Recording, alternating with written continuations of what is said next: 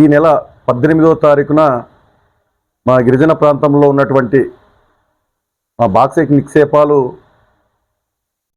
ఉన్నటువంటి జీకే వీధి మండలం జెరిల్లా కొండపై కొంతమంది వ్యక్తులు వెళ్ళి అక్కడ బాక్సైట్కి సంబంధించినటువంటి నమూనాలు సేకరించడం జరిగింది. ఆ మరుసటి రోజున ఇక్కడ ఉన్నటువంటి గిరిజనులు చాలామంది భయభ్రాంతులకు గురై ఎక్కడ బాక్సైట్ తీసేస్తారని చెప్పేసి ఒక భయంతో ఆ రోజు జెరిల్లా గ్రామంలో ర్యాలీ చేయడం, ప్రతి ఒక్కరు కూడా స్పందించి మీడియా ద్వారా మాట్లాడడం, అలాగే మాకున్నటువంటి ఆలోచనలు ఏదైతే ఉందో బాక్సైట్ని అడ్డుకోవడానికి ఏ రకంగా ముందుకు వెళ్తామనే విషయాన్ని ప్రతి ఒక్కరు కూడా మాట్లాడడం జరిగింది. అదేవిధంగా వైఎస్ఆర్ కాంగ్రెస్ పార్టీ స్టాండ్ ఏంటి, మేము ఏం చేయబోతున్నాం అనే విషయాన్ని కూడా ఆ రోజు స్పష్టంగా చెప్పడం జరిగింది.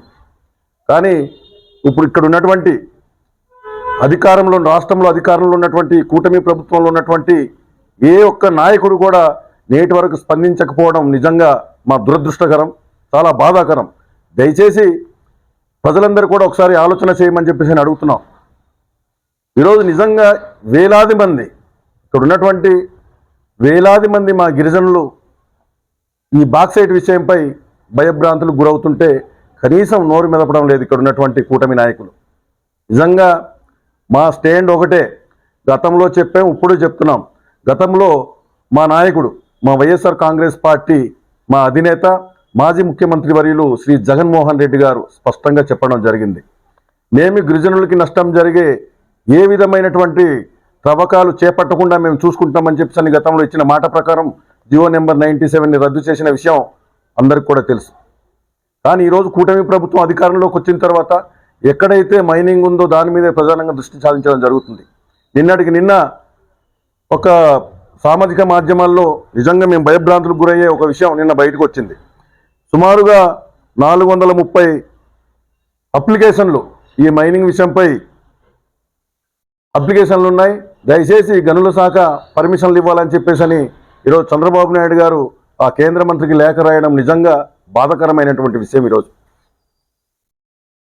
మేము ఒకటే అడుగుతున్నాం, అంటే గిరిజన ప్రాంతంలో వైఎస్ఆర్ కాంగ్రెస్ పార్టీకి పట్టం కడుతున్నారనే అక్కస్తోనే మీరు ఇదంతా చేస్తున్నారని చెప్పేసి ఈరోజు ఈ చంద్రబాబు నాయుడు గారికి అడుగుతున్నాం. ఈరోజు అంటే మీకు ఓట్లు వేయకపోతే, గిరిజన ప్రాంతంలో వైఎస్ఆర్సీపీకి ఓట్లు వేస్తే మీకు ఒక రకమైనటువంటి అక్కసు, అంటే మాకు ఓట్లు వేయలేదు కాబట్టి వాళ్ళు ఏ రకంగా పోయినా పర్వాలేదు అనే ఒక దురుద్దేశంతో మీరు ఈరోజు మా గిరిజన ప్రాంతంలో ఉన్నటువంటి మా ఏదైతే మా బాక్సైట్ నిక్షేపాలు ఉన్నటువంటి కొండల మీద మీరు పడతారా అని అడుగుతున్నాం. ఈరోజు మేము ఒకటే హెచ్చరిస్తున్నాం, ఇక్కడ ఉన్నటువంటి కూటమి నాయకులు దయచేసి మీ ఆలోచన ఏంటి, మీ వైఖరి ఏంటి తెలియజేయాలని చెప్పేసి అడుగుతున్నాం.